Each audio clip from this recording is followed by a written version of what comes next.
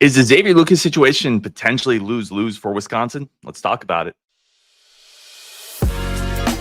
You are Locked On Badgers, your daily podcast on the Wisconsin Badgers. Part of the Locked On Podcast Network, your team every day. Hey, for the second time today, welcome to Locked On Badgers, your place for all your Wisconsin coverage. I'm your host, Ryan Herrings, part of the Locked On Podcast Network. If you joined our brief live just literally a minute ago, I apologize. We have an ice fisherman walking around outside us, and our dog went crazy, and I had to go kind of take care of that. Otherwise, the whole show would have been trash. So I apologize for stopping the stream, starting one. The nature of live podcasting, it is what it is. Thank you for joining us today. Let's talk Xavier Lucas. And this news came out obviously a couple days ago where he talked about, I'm in the portal. I'm paraphrasing here, but he put a tweet on X. I'm in the portal. Wisconsin won't let me leave. I don't have enough time to talk to other schools. That generated a lot of information. That tweet has been viewed 4 million times at this point. So that information is definitely has reached a lot of ears. It's generated some responses. And let's talk about it. Let's talk about where I'm at with this. I want to start here. I like the kid. I like Xavier Lucas. I've talked to him. I like his dad. I've talked to his dad. I've talked to both of them. I like them. Good people. I wish nothing but the best for Xavier Lucas, like I do for most people. People making business decisions. It is what it is.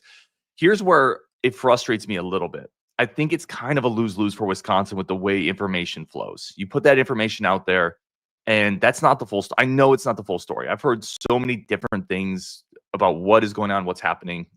Some of that I'm not just comfortable putting out. But what's out there is a side of the story, and Wisconsin's side isn't out there because that's not how Wisconsin operates. It's like when an athlete leaves in the transfer portal, they do their exit interview, and you may hear how they're frustrated with a certain coach, or you may hear how they're frustrated with a scheme and they're going to different places or promises not upheld, but you never hear Wisconsin's side of the story. And here's the thing with contracts, with revenue sharing, with NIL, it's a two-way street. There's a two-way street. The schools make promises, but the players do too. I referenced this earlier, and not even about NIL, but about practice habits. When players come in, they're also making promises. It's not just the school that makes promises to players. Players also promise to come in and work hard. They promise to come in and play for the team. They promise to come in and be a good representative of the university. It's a two-way street with all of this. And all I'm simply saying by saying that is Wisconsin's side of this story isn't out there. And Wisconsin has lost 20 players to the portal this cycle, roughly.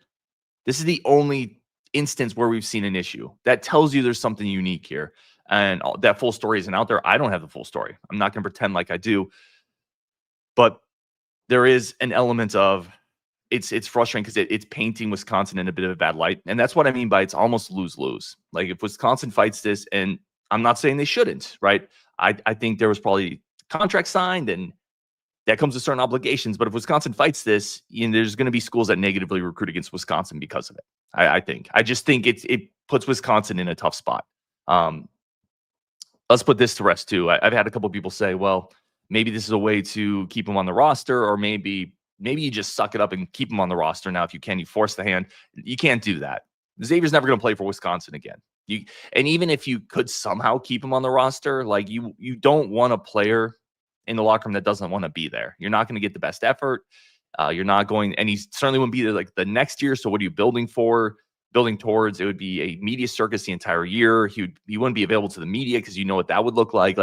No, he's never going to play for Wisconsin again, ever. He's never going to play for Wisconsin again. So it kind of gets to a point where, what is the win for Wisconsin, right? Dragging this out to a certain degree, there is a sunk cost with this, I think, where I almost wonder if it's worth it just to, okay, it is what it is, sunk cost, let's learn our lessons. Curious what you guys think in the chat. There's another big point I wanted to bring up here, but I want to see where you guys are at. Adam Pettis says, the $1 million question, did he sign a contract? If so, he'll have to come to terms with that. I doubt UW is putting up a fuss for no reason. Yeah, it's something I mentioned. Wisconsin's not putting up a fuss for no reason. Wisconsin is filled with incredibly sharp-minded people in the legal department, in the athletics department. Wisconsin is not putting up a fuss for no reason. But is the juice worth the squeeze? Right? From the famous movie, The Girl Next Door, is the juice worth the squeeze here? What are you possibly getting out of this? That's easy to say. It's not my money. It's not my revenue, right? It's easy for me to say that. But does the negative PR, which I know some people push back on that. I do think there's a PR hit you take here among recruiting. I think in areas of Florida, there's probably coaches that will use this against Wisconsin. And the players aren't going to care about the full story. They're just going to care about the context of the tweet and what other coaches tell them.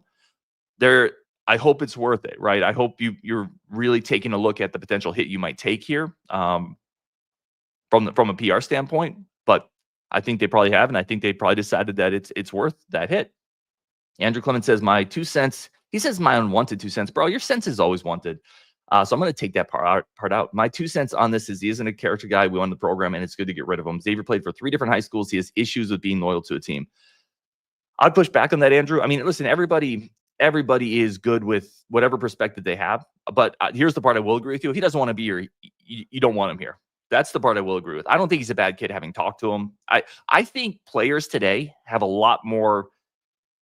I'm trying to put this in a way, and this is based on some of the stuff I've heard, to have a lot more things tugging on them externally. And it's not always the easiest position for an 18-year-old to be in. Now, they're also in an incredibly advantaged position, right? They're making money playing college football. That's a spot a lot of people would be in, but it comes with its own challenges in this era of football. I think he's a good kid. I think he's solid.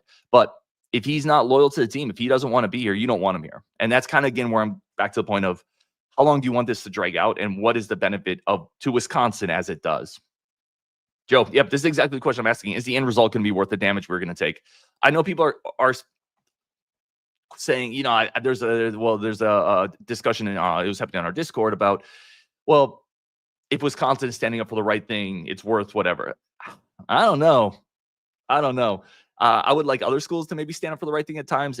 I don't want Wisconsin's recruiting to get impacted. I don't want this to put doubt into the mind of players from South Florida when coaches are saying, well, look what happened with Xavier Lucas. If you go there, they're not going to let you transfer. And that's a BS narrative. Let's be super clear. Lots of players have transferred out of Wisconsin. I'm not saying that's a true narrative. I'm saying that's a narrative that will be used against Wisconsin. So like it or not, believe in it or not, it might cost you a couple recruits. And maybe that's worth it. I'm not saying it's not. I want to be super clear. I like that Wisconsin is saying, no, we'll draw a line in the sand. We don't believe this is correct. And again, I don't have the full story, so I'm not going to be judge and jury on that portion of it, because I also like Xavier Lucas. I like his family. I do think Miami was involved here. Like, obviously, there's tampering in college football in 2024. Thank you, Captain Obvious. A lot of schools do it. The fact that this is a situation means this isn't a tampering situation, right? Because other schools have tampered and this hasn't happened. Wisconsin, listen, very few people are completely above whatever you would consider tampering in this era of college football. So this is something beyond tampering. And the fact that Miami also did it might just be like, yeah, you did this and Miami tampered is what I think happened. Smo, next man up. Let's move on. Yes. This is the other part of it, is I just don't want this to dominate the news cycle. Like, lost in all this noise, the on-field result is you lost a really good cornerback and you still need like 3 more. That's where the focus needs to be. There's almost an element to this is like, and this isn't necessarily Wisconsin's recruiting resources or staff that are tied up in this, but I don't need any wasted energy on this. Again, I'll say it for the last time, I like Xavier, but he doesn't want to be here. He doesn't. Like, it's time to move on, find 2 more cornerbacks that you desperately need, and that's where the focus needs to be. As my washer goes off. This is ridiculous right now. All right, I'm going to take a quick break, come back, and why I think this was bound to happen at some point. Anyway, that's coming up next on Locked On Badgers. But first, a quick break for our friends of the show over at FanDuel. FanDuel is the #1 source for all your sports betting needs. We talk about them a lot in this show. They are easy to use, fast, simple, quick. There's a reason they're the official sportsbook of the Locked On Podcast Network and the official sportsbook of the NFL, because they're easy to use. All the lines, futures, parlays, teasers, spreads, it's all over there at FanDuel.com. Never miss a hunch and make every moment more with FanDuel. Please do it responsibly. The official sportsbook of the NFL. And right now, you'll get started with bonus bets if you win your first $5 bet. That's over at FanDuel.com.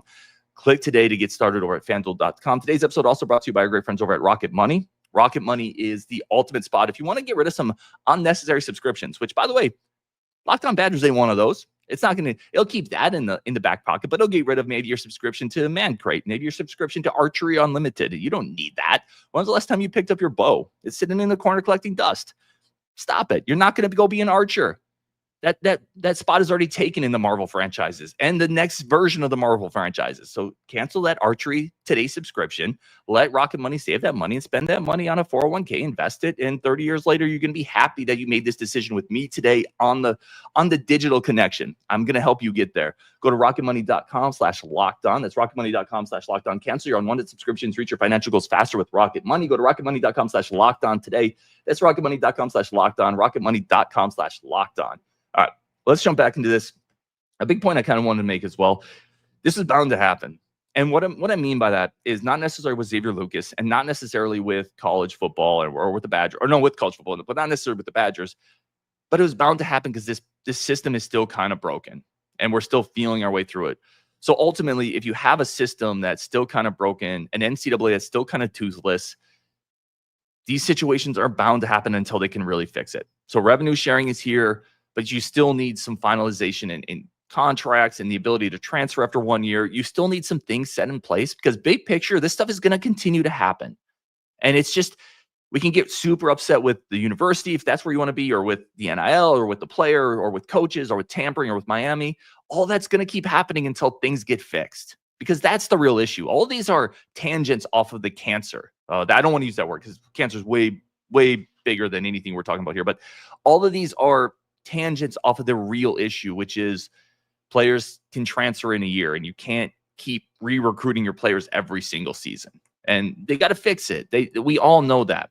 I think quite frankly, I think players would be happier too in a lot of cases. Like there's an element, and I've talked to players about this, about social media and about mental health, feeling like you have to make a mark in a year or move on. You know, there's pressure on players put there by oftentimes other coaches, put there oftentimes by hanger-ons, put there oftentimes by other family members who are saying, you haven't made an impact in 1 year, you got to move. I got this other thing lined up for you. I'm talking to the coach I'm not going to throw any schools out there, but they're going to give you 40 grand if you jump right now. Don't blow this because we need it. I'm telling you right now, there's a lot of players, they probably won't say it publicly, but I've talked to a couple of them that they don't like this situation either. They don't like this situation either, and they kind of get caught up in it as well. So the bigger picture is this got to get fixed. We all know it. And until it happens, you're going to get more Xavier Lucas type situations because it's a broken system, and a broken system produces broken outputs at times. It just is what it is. And big picture for me on this one particularly, I still kind of think Wisconsin, there's an element of you just almost got to let it go. I hate saying that because I don't have the full picture. And I know there's people in Wisconsin that are incredibly sharp. I just hope the juice is worth the squeeze on it. It is really where I'm at on it. Let's get some more comments in here. We got a bunch of comments, guys. Trend Sentencing says, those saying we need to recruit in state. Coy Parrish left Minnesota, so that isn't a guarantee either. Yeah. Let's see. Smo said he accepted NIL for next year, then left. Only thing that makes sense here. Yeah, and that's very similar to things I've heard. Again, I don't want to go gospel on that, but you got to give that. If that's the case, you got to give that back, and then you got to leave. And Wisconsin's got to be good with that and got to make that happen as well. It's got to be, the longer this drags on, the worse it is for everybody, right? The worse it is for Xavier Lucas, obviously. The worse it is for Wisconsin because it's going to continue to be a running storyline. I think the longer it goes on, the worse it gets. So they got to figure it out. P says, yeah, college athletics is complete trash right now. NFL will feel it too. Bad, spoiled children.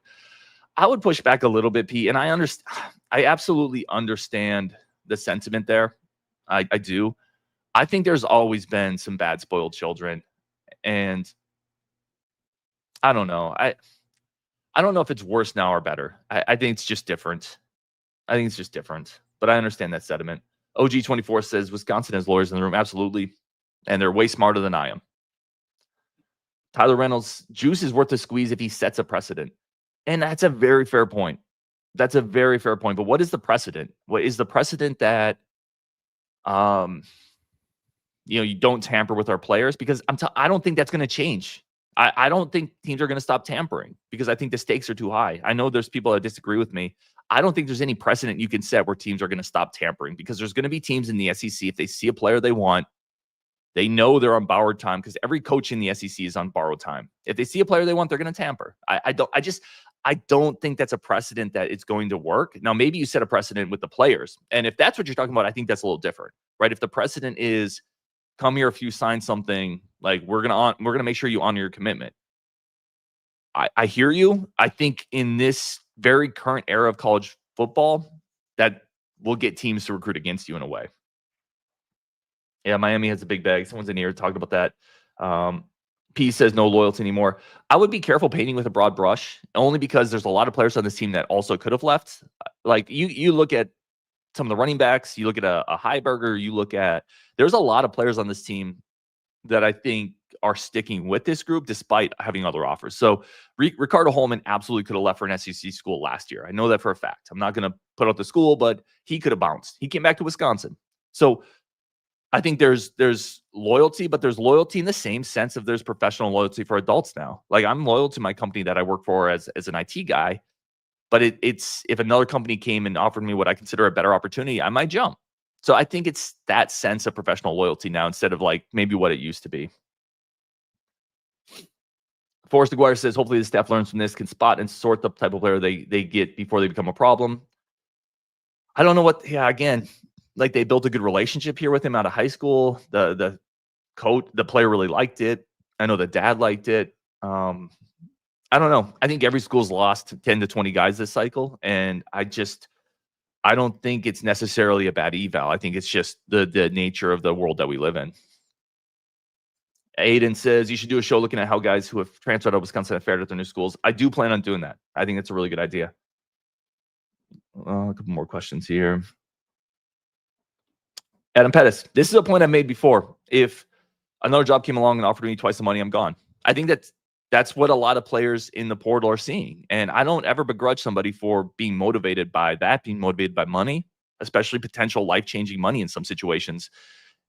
It's just, if we're going to call these guys semi-professional, professional, if we're going to talk about it in that sense, then we can't be surprised when people make professional moves. If you want to call a player professional and you want to, by the way, if as Wisconsin, you want to celebrate getting a Koziel, right?